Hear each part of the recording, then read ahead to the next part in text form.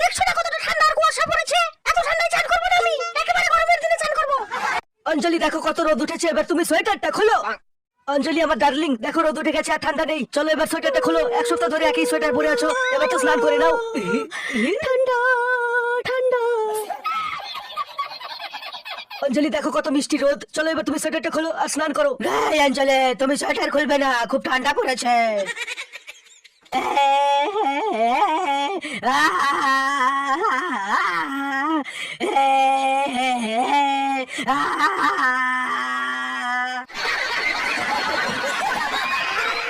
খুব ঠান্ডা পড়েছে, মদ খাওয়ার টাকা দাও অঞ্জলি।